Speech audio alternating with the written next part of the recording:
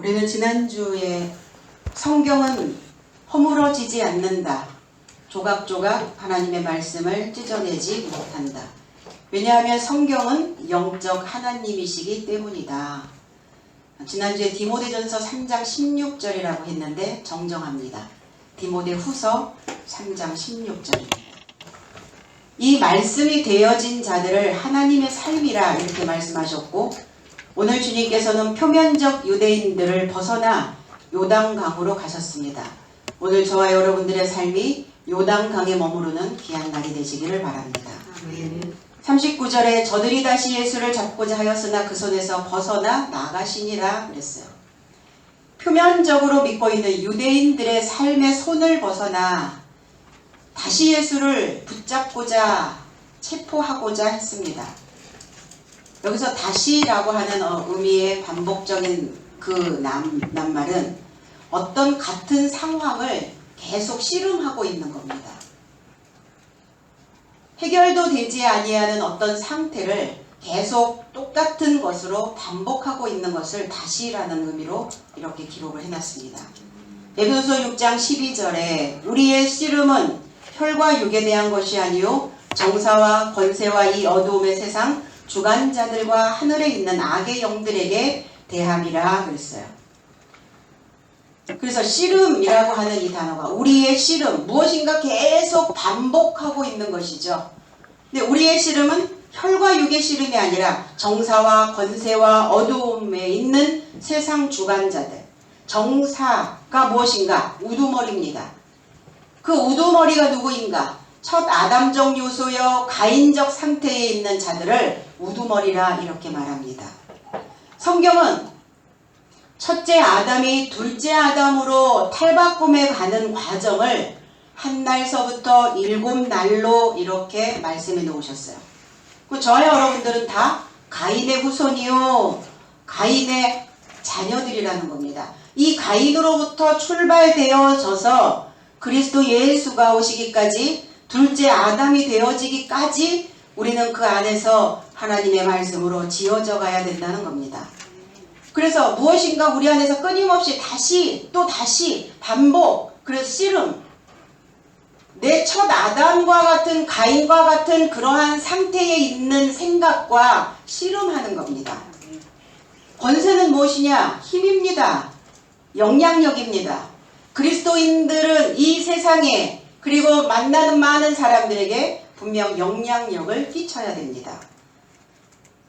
그런데 어떠한 영향력을 가지고 살아가느냐, 어떠한 권세를 가지고 있느냐, 하나님께서 우리에게 주시는 사람으로서의 권세냐, 아니면 짐승 같은 사람으로서의 그 영향력을 지금 끼치고 있는가. 세상에는 그래서 두 종류의 인생들이 공존하고 있다는 것을 우리는 알고 있습니다.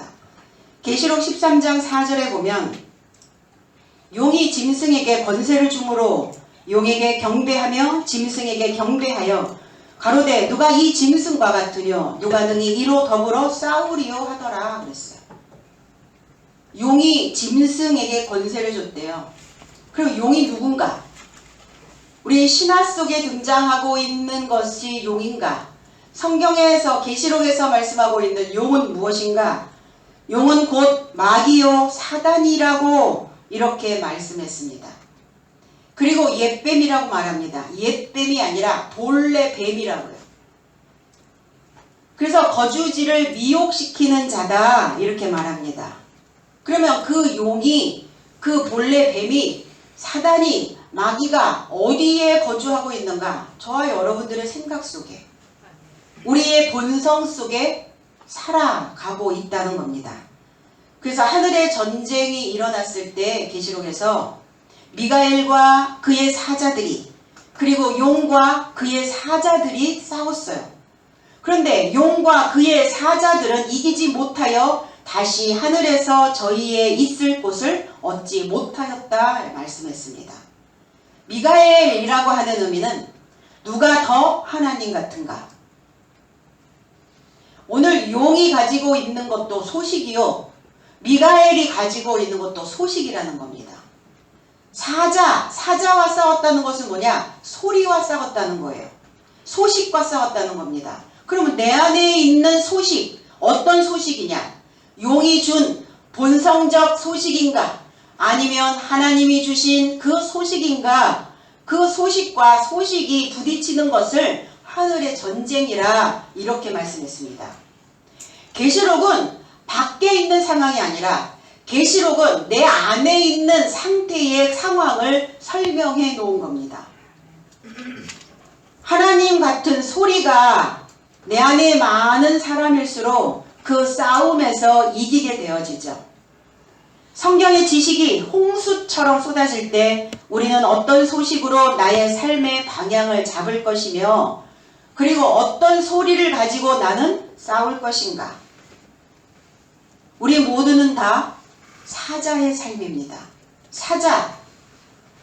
바로 소식을 전하는 자들의 모습입니다. 우리는 늘 눈만 뜨면 뭐부터 하죠? 핸드폰에 어떤 소식이 왔는지 문자 확인을 합니다. 어떤 소식이 내 삶에 들어오는지, 어떠한 내용들이 내 메일에 늘 가득 채워지는지, 우리는 오늘 내 안에 들려있는, 내 안에 거주하고 있는 소식은 하나님의 소식인가 뱀의 소식인가를 분별해내야 될 줄로 믿습니다. 뱀이라고 하는 의미는 창세기서부터 하와를 미혹시켰던 자입니다. 그러면 뱀이라고 하는 이 히브리어의 나하시라고 하는 그 의미는 경험으로 배우다, 예지하다, 점치다 이런 의미를 가지고 있어요. 그러면 우리는 신앙 안에서 나의 경험적인 신앙의 소식을 가지고 있는지, 내 경험적 신앙, 아니면 해석된 말씀 안에 확증되어져 있는 신앙인가? 내 안에 하늘이 있는데 내 안에는 하늘도 있고 내 안에는 땅도 있습니다. 사람을 작은 우주라 그렇게 표현했기 때문입니다. 나를 지배하고 있는 그 소식을, 내 안에서 올라오고 있는 그 소식을 우리는 감지할 수 있어야 돼요. 그래서 누가 더 하나님 같은 소리인가, 누가 더 하나님 같은 소식을 전해주고 있는가, 누구의 통치를 받는지 우리는 오늘 말씀을 통해서 내 안을 밝히 들여다봐야 될 줄로 믿습니다. 자기 경험으로 말하고 싸움을 걸어오고 있는 표면적 유대인들을 주님은 상대해 주십니다. 그들을 외면하고 그들을 상종하지 않으면 괜찮으신데 왜 그들과 계속 대면하실까요? 그 안에 작은 씨가 뿌려져야 될 자들이 있기 때문입니다. 우리는 하나님의 나라가 거대하고 하나님의 나라가 굉장하고 이런데 하나님의 나라는 겨자씨와 같다라 이렇게 말씀했습니다. 작은 것.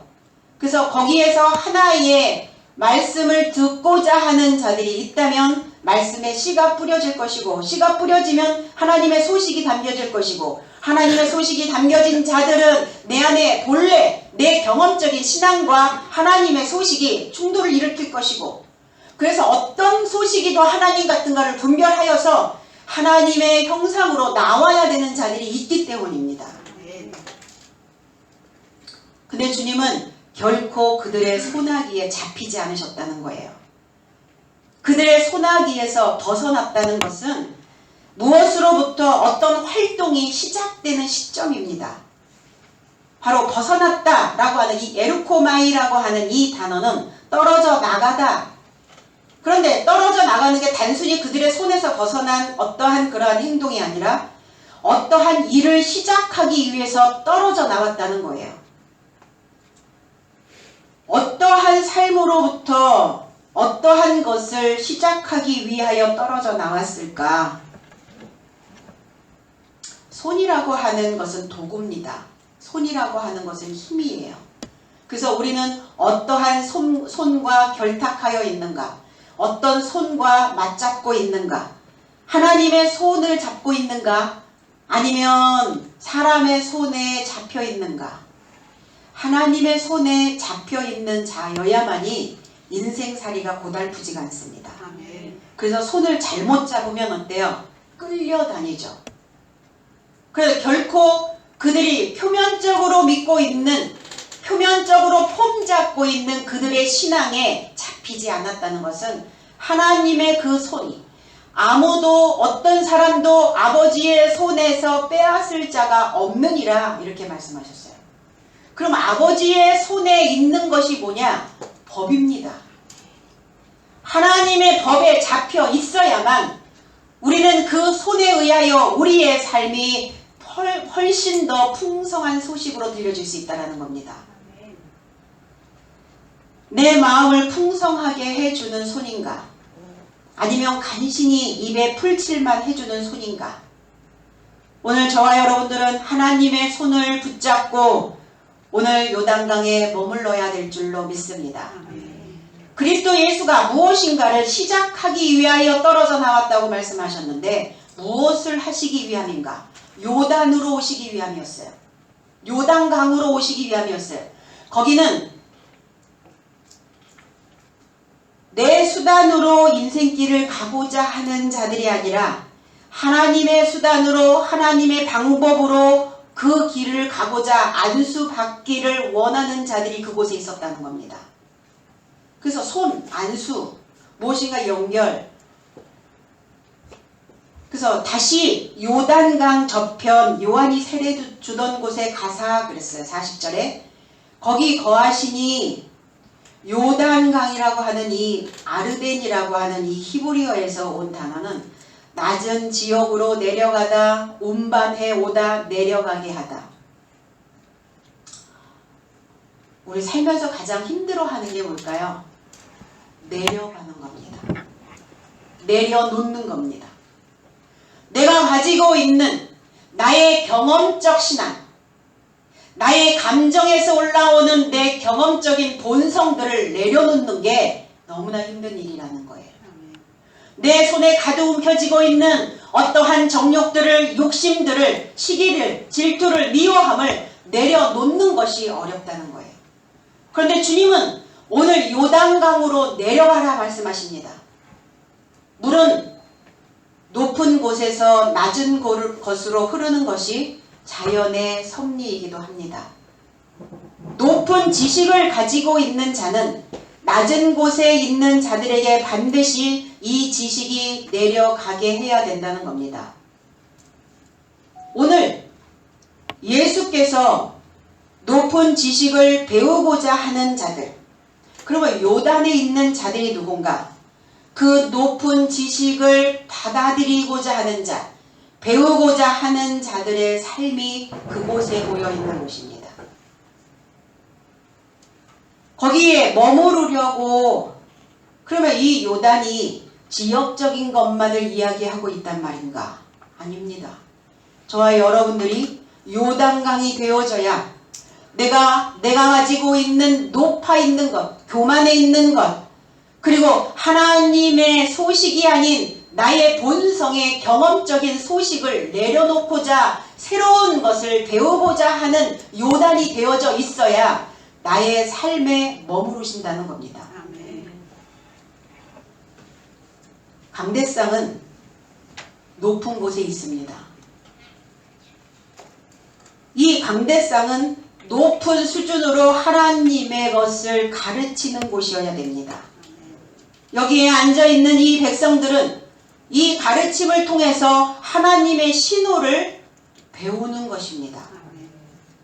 그래서 어떤 제자들은 똑같이 연필을 잡아도 어떤 자는 끝까지 버티고 어떤 제자는 포기해버리는 겁니다. 왜 그럴까? 각자의 신호가 다르기 때문입니다. 오늘 우리는 하나님의 동일한 신호로 하나님의 삶을 감지해낼 수 있는, 그래서 하나님의 가르침을 통해서 우리의 생각들이 다시 한번 다듬어지는 귀한 시간이 되어야 될 줄로 믿습니다. 열왕기하 5장 14절에 나아만이 이에 내려가서 하나님의 사람의 말씀대로 요단강에 7번 몸을 잠그니 그 살이 여전하여 어린아이의 살 같아서 깨끗하게 되었더라. 나아만은 아람 군대의 장관입니다. 엘리사의 말을 듣고 문둥병을 고친 자이기도 합니다. 엘리사라고 하는 이 의미는 하나님을 소리내어 외치다라는 뜻이에요. 외치다, 크게 외치다. 우리 외칠 때 어떠한 의미로 소리를 외치죠? 도움을 청하려고. 그리고 속박되어져 있는 상황에서 자유케 되어지려고 우리는 소리를 내게 됩니다. 바로 엘리사의 말을 듣죠. 하나님의 사람이 말씀대로, 엘리사의 말씀대로 요단을 가게 됩니다. 나아만이라고 하는 이 의미는 유쾌하다, 즐겁다 이런 뜻을 가지고 있어요. 우리는 하나님을 믿는 하나님의 백성으로서 신앙이 유쾌하십니까? 세상의 어떤 재미보다 사실은 이 예배가 즐거우신가요? 그럼 우리는 나아만이 되어 있어야 됩니다.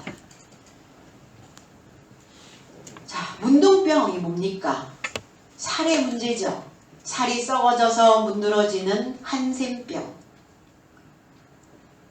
자, 어떠한 침으로 찌르는 것 같은 몹시 괴로움이라는 의미를 가지고 있어요. 이 짜라라고 하는 이 문둥병이라는 게 왕벌이 우리를 쏘듯이 그렇게 뭔가 찌르는 듯한 고통이, 통증이 오는 것을 문둥병이라고 말하고 있어요. 왜 무엇이 나를 찌르는가? 내 안에 담겨져 있는 본래의 경험적 소리가 나의 본성이 나를 찌르는 그 문둥병과 같다는 겁니다. 통증이 이를 말할 수 없겠죠. 그러니까 마음이 정돈되지 않으면 이렇게 괴로운 거예요. 나의 생각이 나를 찌르는 그 벌이 되어져서 끊임없이 통증을 유발시킵니다. 근데 나아만은 그 말씀을 들었다 이렇게 얘기했어요. 말씀대로 내려가서 배우는 자의 모습이에요. 제자의 모습입니다. 이 말씀, 따바르라고 하는 이 말씀의 의미는 정돈하다, 정복하다라는 의미를 가지고 있어요. 이 말씀으로 문둥병과 같은 나의 생각을 찌르는 내 본성들이 하나님의 말씀으로 정돈되어져야 되고 하나님의 신호로 인하여 정복되어져야 된다는 겁니다. 근데 7번이었을까? 퐁당퐁당 7번이었을까? 성경에서 나오고 있는 이 숫자는 수사가 아닙니다. 수학적인 어떤 그러한 단위가 아니라는 겁니다.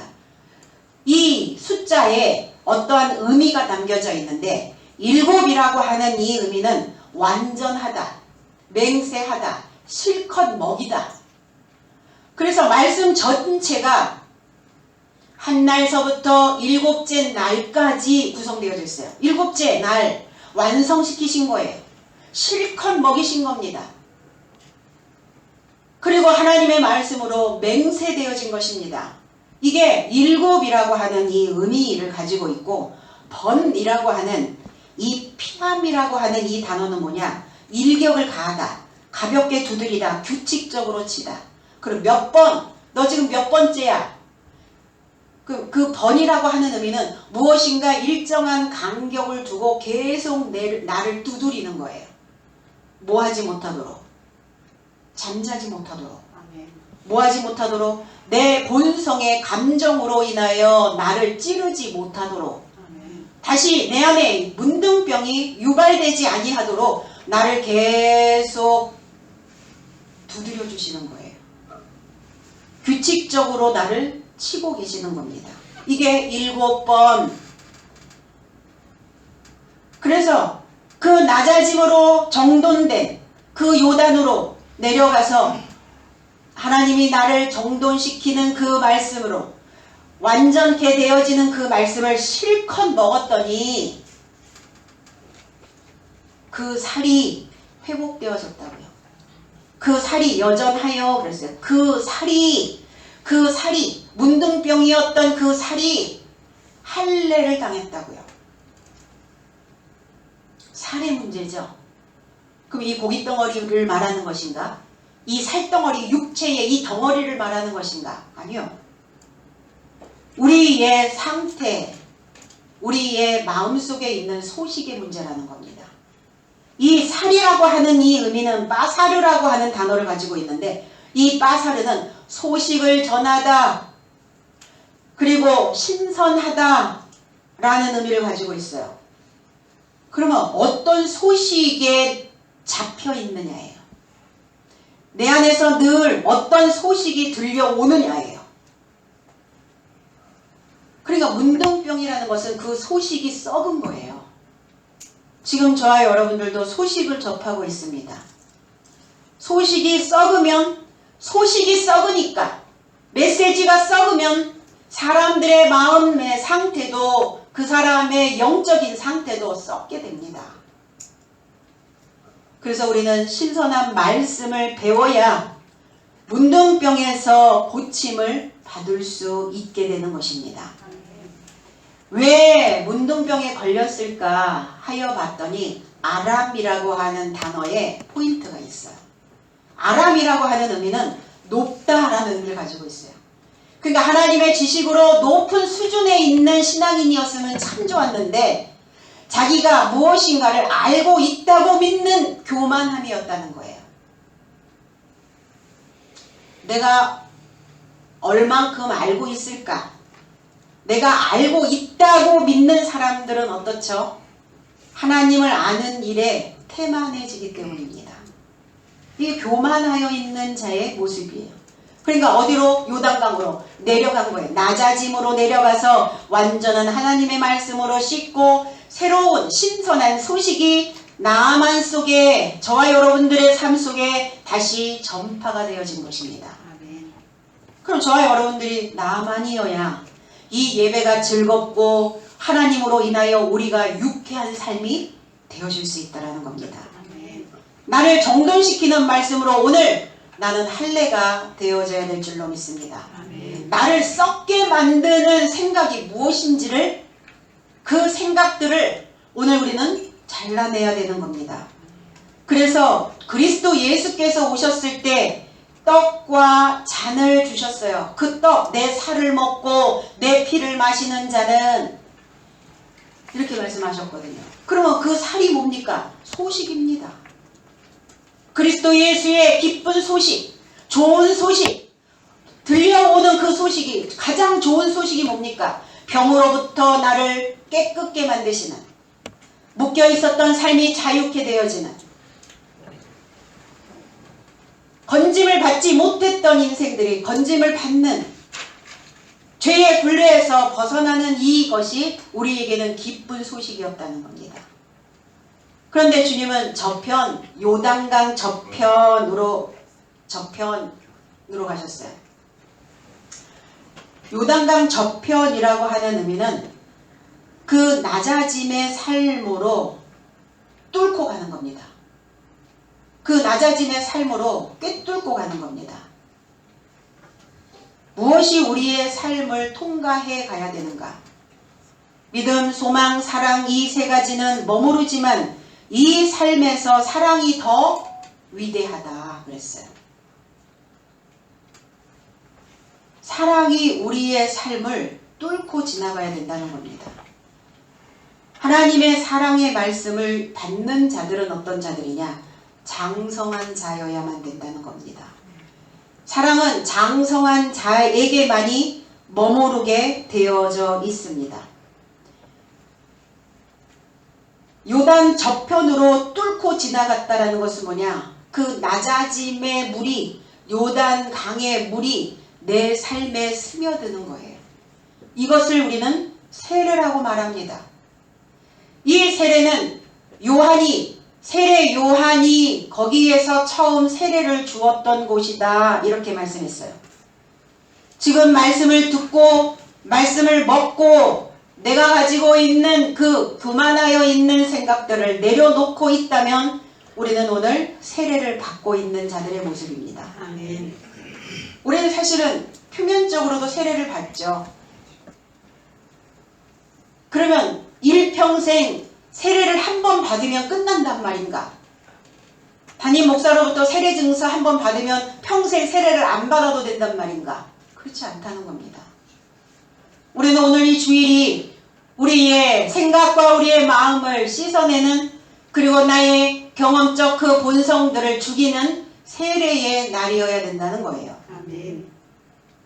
세례는 바티조라고 하는 이 단어에서 물에 잠그다, 착색하다 이런 의미를 가지고 있어요. 그럼 하나님의 말씀으로 내가 세례받았다라면 그 세례의 자는 반드시 하나님의 말씀이 착색되어져야 돼요.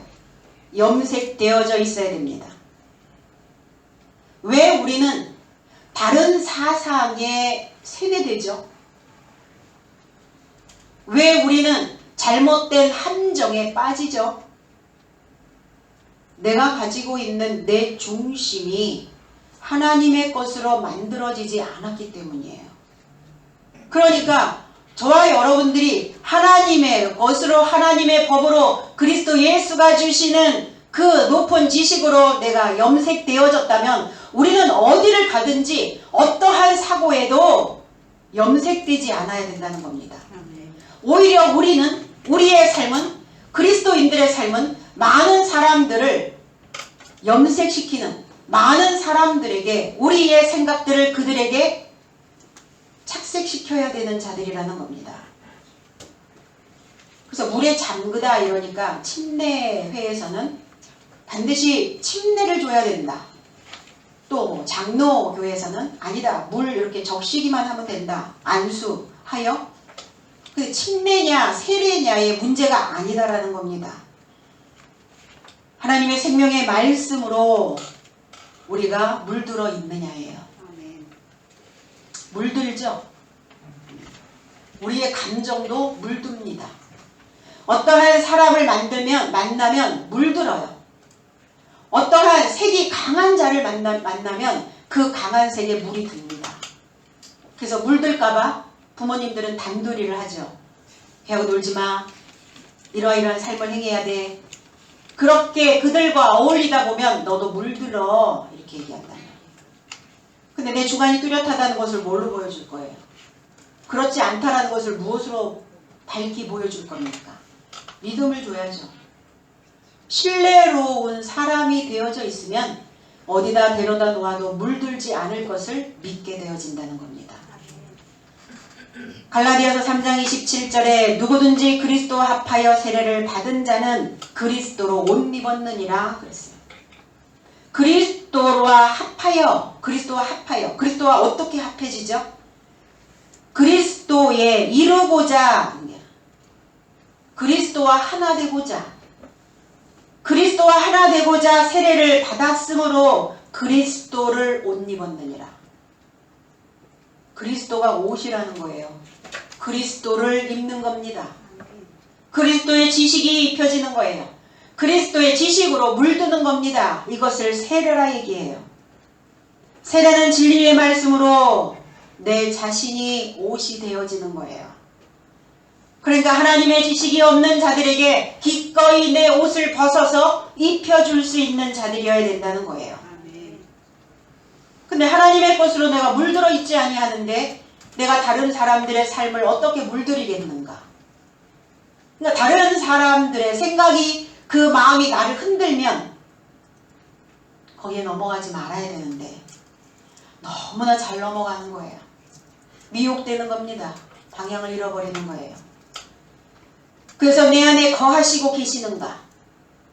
하나님의 말씀이 내 안에 머물러 계시는가를 우리는 늘 하나님의 말씀을 통해서 두드려 봐야 될 줄로 믿습니다. 아멘. 무엇이 내 안에 거주하고 있는가? 내 안에 거주해야 되는 것은 하나님의 사랑이요. 내 안에 거주해야 되는 것은 하나님의 속성이요. 내 안에 거주해야 되는 것은 장성한 자가 생각해야 되는 높은 수준의 사고가 내 안에 머물러 있어야 되는 겁니다. 41절에 많은 사람이 왔다가 말하되 요한은 아무 표적도 행치 아니하였으나 요한이 이 사람을 가리켜 말한 것이 다 참이라 하더라. 거기에 많은 사람들이 모였어요. 요한을 향해 왔습니다. 숫자적, 물론 양적인 것도 있지만 거기에 모여있는 많은 사람들은 세례 요한으로부터 배운 자들이에요. 우리는 구약이 굉장히 긴 날로 이렇게 설명을 합니다. 구약에 있었던 많은 사람들, 하나님의 그 계명의 율법에 있었던 자들. 세례 요한의 역할은 무엇이냐? 바톤터치예요. 구약과 신약을 이어주는 중개인 역할. 그래서 많은 사람들은 세례 요한으로부터 받은 그 교훈들을 가지고 있는 자들을 많은 사람들이다 이렇게 표현합니다. 그런데 세례 요한의 가르침으로는 새로운 변화가 발생되지 않았다는 거예요. 구약은 어떻죠? 구약은 하나님을 본 자도 하나님을 만난 자도 없습니다. 구약은 그냥 안전한 울타리 안에 들어가 있는 거예요. 하나님의 법을, 하나님의 계명을 나의 육체에 익히는 연습을 부지런히 하는 시기가 구약적 시기입니다. 그 육체의 법을 익힌 자가, 그래서 그리스도 예수가 오셨을 때 그 육체를 다스리고 정복하여 나의 육체 안에 그리스도 예수의 지식이 깃들을 수 있도록, 그 물이 내 안에서 착색되어질 수 있도록 낮아져 있는 자들이라는 겁니다. 오늘 세례 요한은 어떤 변화도 발생시키지 않았다. 거기에 모여있는 많은 무리들이 세례 요한으로부터 들었던 그 교훈을 가지고 있는 자들이 요한은 아무 표적도 행치 않았다는 것이에요. 그러나 요한이 말하고 있는 그리스도 예수는, 요한이 말하고 있는 예수님은, 이 사람은 표적을 행하셨다는 거예요. 그러면 표적이 뭐냐? 예수께서는 마태복음 16장 4절에 악하고 음란한 세대가 표적을 찾고 있으나 요나의 표적 말고는 보여줄 표적이 없느니라 하시고 저희를 떠나가시니라 그랬어요. 악하다라고 하는 의미는, 악하다는 것은, 이 악하다가 포네로스라는 단어인데, 이 포네로스라고 하는 단어는 악하다라는 단어가 아니라 나쁘다라는 단어예요. 그럼 나쁘다라는 것과 악하다라는 것의 의미는 뭐냐면, 나쁘다라는 것은 이미 결실되어졌다는 거예요. 근데 악하다라는 것은 어떤 과정을 가고 있는 거예요. 악한 과정을 가고 있으면 나쁜 결실이 되고 이렇게 되어지죠. 그러니까 어떠한 것이 결실되어진 거예요. 어떤 세대가 나쁘고 음란한 세대가, 음란이 뭐죠? 간음이 뭡니까? 십계명의 주님은 간음하지 말지니라 이렇게 말씀하셨어요. 그럼 하나님을 믿으면서 우리가 육체적인 간음, 물론 육체적인 간음도 간음이지만 어떤 영적인 간음을 말씀하고 계시는 거예요. 영적인 간음은 뭡니까? 다른 색을 쫓아가는 거예요. 다른 물이 들어온 겁니다. 다른 물로 내가 물들어 있는 것을 간음이라 이렇게 말씀하는 거예요. 하나님의 말씀이 변질되어져 있는 겁니다. 이 메시지가 사람의 기분을 맞추고 있는 메시지가 아닌, 하나님의 말씀을 통해서 이 그리스도인들이 다 소금과 같은 그 그리스도인들이 되어져야 된다는 겁니다. 그러면 소금과 같은 인생을 지금 살아가고 있는가? 소금이 다 좋은 건 아니에요. 소금도 두 종류의 소금이 있다라는 겁니다. 해염이라고 하는 소금과 암염이라고 하는 소금이 있어요. 그러면 해염은 뭐냐? 해수에서 자연 발생적인 그 천일염을 해염이라고 얘기하고 있고, 암염은 이 해수가 오래전 지층의 변동으로 인해서 그 물이 지하로 들어가게 됩니다. 그러면 땅의 열로 인해서, 지열로 인해서 이 소금이, 이 바닷물이 굳는 거예요. 굳고 그래서 이게 층을 만들어내는 것을 암염이라고 얘기해요. 그러니까 미국 사람들이 먹는 소금, 우리나라 사람들이 정제된 소금을 먹는 그 하얀 소금, 이게 암염이에요. 그러니까 이 암염은 그 염화나트륨은 얻을 수 있어요. 그 짠맛은 얻을 수 있습니다. 그런데 그 소금에 들어있는 미네랄, 칼슘, 칼륨, 염화나트륨 이러한 영양소들은 전혀 얻을 수가 없는 것이죠. 갯벌을 다지고 또 다져서 거기에서 얻어지는 그 소금이어야 된다는 겁니다. 그걸 토판염이라고 얘기해요. 근데 요즘 어떻죠? 토판염을 하다 보니까 거기에 막 불순물, 검은 불순물들 이런 것들이 많이 끼다 보니까 장판을 깔아요. 거기다. 장판, 그리고 타일, 장판염, 타일염 이래. 그럼 장판의 성분이 뭡니까? 타일을 붙이기 위해서 거기에 접착제가 들어있는데 거기에서 발생되어지는 그 성분들이 뭐예요? 그래서 천일염을 얻는 게 어렵다는 거예요. 그러면 저와 여러분들 그리스도인들은 어떠한 소금이 되어야 하는가? 천일염이어야죠. 그러면 천일염이 되어지려면 정제되지 아니하는 순수한 것, 순수한 메시지, 있는 그대로의 그 원액 그대로 이 메시지를 전달해야 우리가 그 천일염을 먹고 내 안에 있는 하나님의 말씀이 내 안에 들어와서 많은 영양소를 만들어낸다는 겁니다. 그래서 아무리 큰 비가 오고 홍수가 오고 담수가 유입이 된다 할지라도 일순간이지 금방 태양열에 의해서 증발이 되어버립니다. 그 바닷물이. 바닷물은 2.8%라고 하는 그 염분을 반드시 유지해야만 해요. 저와 여러분들의 삶 속에서 2.8%라고 하는 그 염분을, 그 천일염의 소금기를 유지해야 합니다. 말씀을 내가 유지하지 못하고 있다면 어느 날은 본성으로 갔다가 어느 날은 하나님 정신 차려보니까 내가 어두만치 온 거야. 다시 정신 차리고 하나님의 말씀을 이게 들랑달랑거리는 게 아니라 오르락 내리락 하는 것이 아니라 일정한 그 퍼센트를 유지하는 거예요.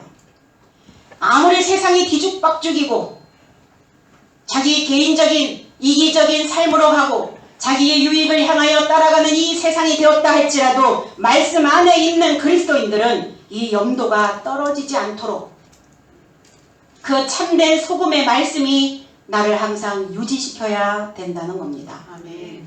염도가 떨어지면 어떻게 되죠? 바닷물은 썩게 되어집니다.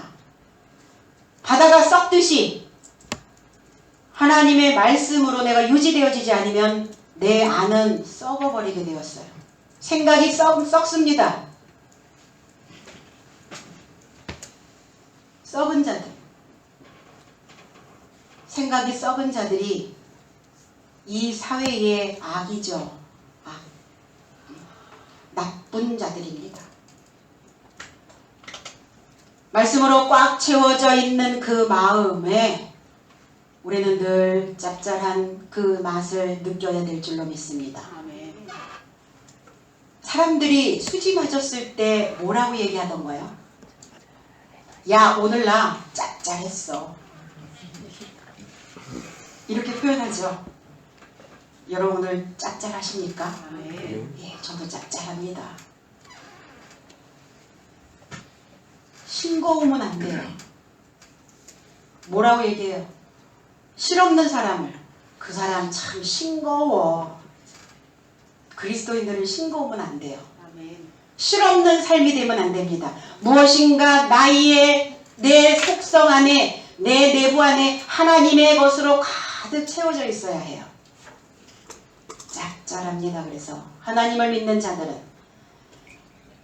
나의 본성의 독성은 죽고 그리스도의 속성으로 부활하는 것을 우리는 세례라 이렇게 말씀합니다.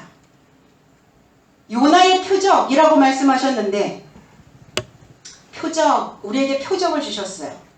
우리를 표시해 놨다는 거예요. 하나님의 것으로 구별시켜 놓았다는 거예요.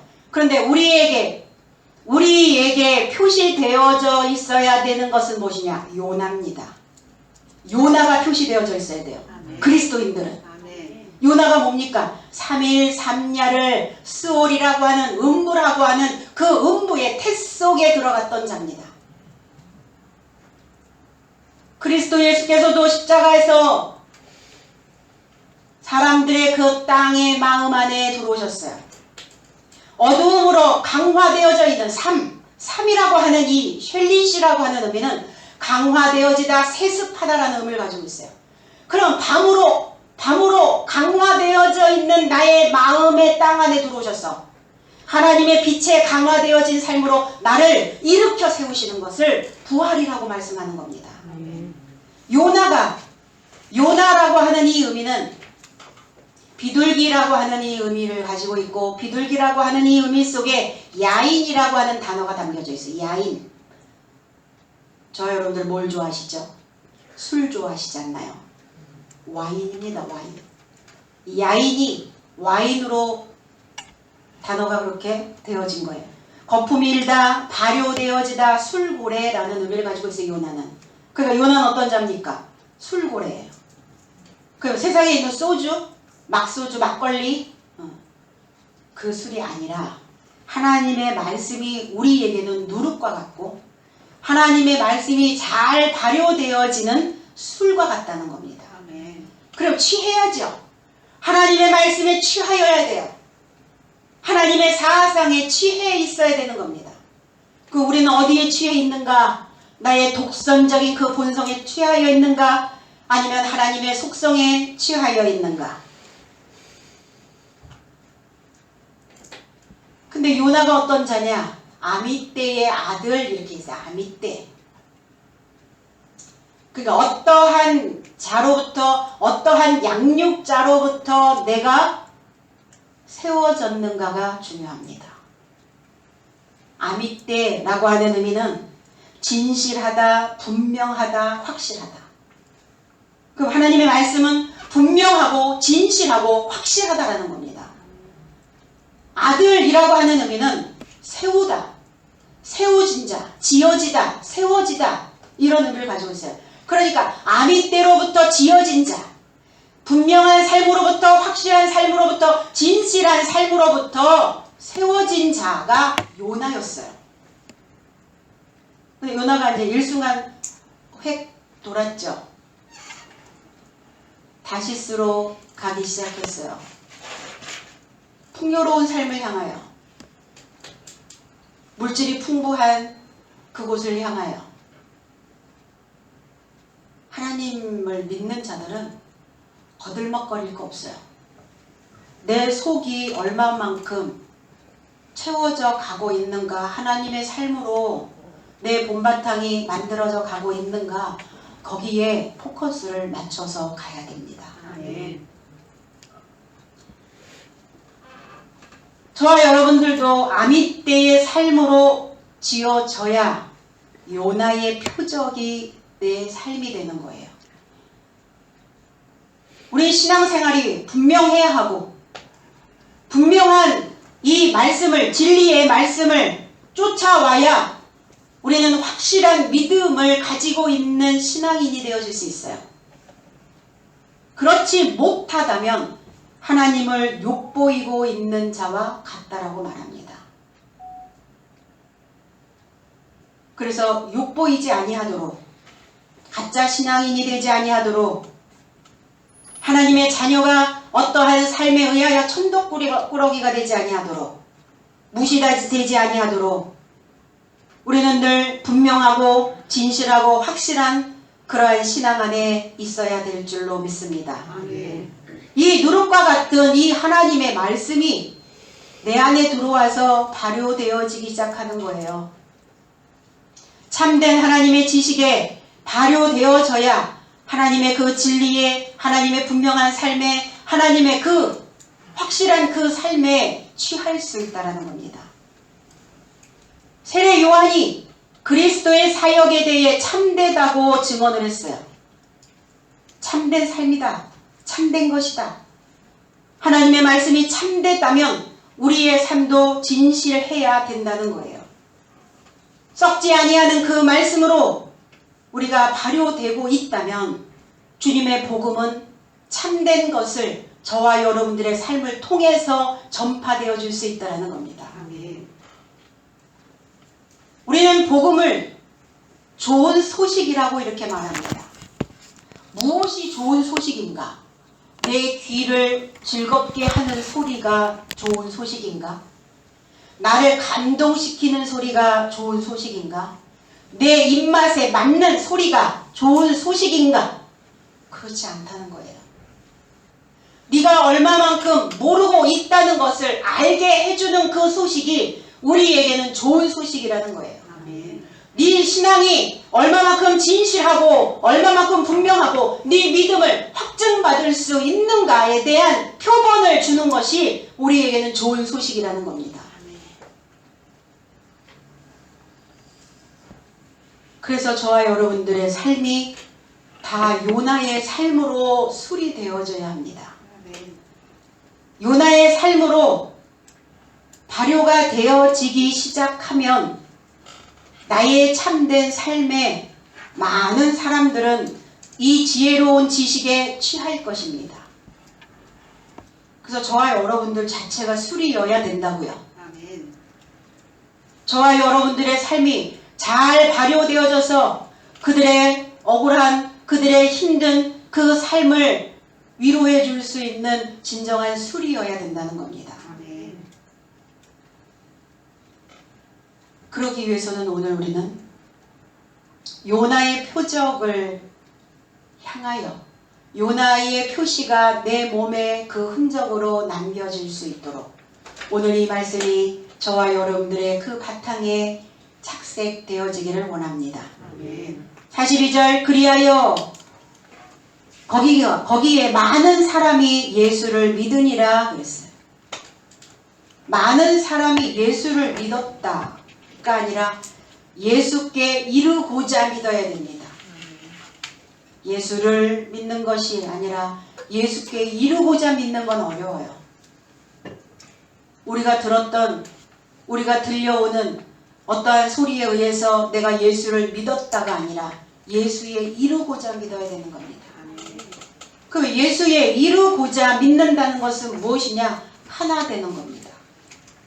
그리스도의 말씀과 내 안에 들려오는 그 말이, 그 소식이 하나 되어지는 거예요. 이것을 이루고자 믿는다 이렇게 말합니다. 그러면 믿는다는 것은 뭐냐? 믿는다는 것은 일한다는 겁니다. 우리 믿어요. 그 믿기만 합니까? 아닙니다. 이제 믿었다면, 하나님을 믿었다면 하나님의 일을 해야 해요. 그럼 우리가 해야 하는 일은 무엇입니까? 분명하고 확실한 말씀으로 세워지는 일입니다. 아멘. 내 안에 요나의 표적을 갖는 일입니다. 내 마음의 어두움으로 강화되어지는 생각은 죽고 그리스도의 예수의 그 진리에 분명하고 확실한 그 말씀으로 강화되어져서 나는 다시 새로운 삶으로 변화되어야 되는 이 일을 해야 되는 것입니다. 아멘. 오늘 우리 분명 우리에게 주시는 이 날은 우리의 날입니다. 요단으로 내려가는 이 날, 내가 가지고 있는 그 모든 것을 내려놓는 날, 내 안에 가지고 있는 모든 불순물들을 제거하는 날, 그리고 높은 지식을 내려받기 위하여 나는 낮은 자세로 하나님의 말씀을 배우는 날, 오늘 이 낮아짐으로 배우고 바로 겸손함으로 하나님의 일을 하는, 그래서 짭짤한 인생이 다 되어지는 그리스도 예수의 그 삶에 이르는 믿음이 있는 저와 여러분들이 되어지기를 주님의 이름으로 축복합니다. 아멘. 기도하겠습니다. 사랑해 주님 고맙고 감사합니다. 오늘 우리에게 주시는 이 귀한 날, 우리 모두가 다 하나님의 말씀을 다시 배우고 하나님의 높은 지식을 내 안에 염색하기 위하여 오늘 요단으로 머무르게 하심을 감사합니다. 낮아짐의 삶을 우리에게 가게 하여 주시고 하나님의 메시지가 들려올 때마다 내 안에 있는 신호를 알아차릴 수 있는 우리 지혜로운 자들이 다 될 수 있도록 도와주시옵소서. 그래서 주께서 우리에게 주시는 그 귀한 인생들을 하나님의 말씀으로 가득 채워서 많은 사람들에게 그 마음이 썩지 아니하도록 부패되지 아니하도록 하나님의 말씀으로 물들이는 자들이 되게 하여 주시옵소서. 오늘 우리에게 주시는 하나님의 귀한 이 한날을 우리 모두가 다 하나님의 첫날 같은 귀한 날로 여길 수 있도록 도와주시고, 하나님이 나라에 하나님의 어려움들이 몰려올 때마다 하나님을 믿는 그 믿음의 소망들이 더 확실하게 분명하게 되살아날 수 있도록 하나님 인도하여 주시옵소서. 감사드리며 예수 그리스도의 이름으로 기도하옵나이다.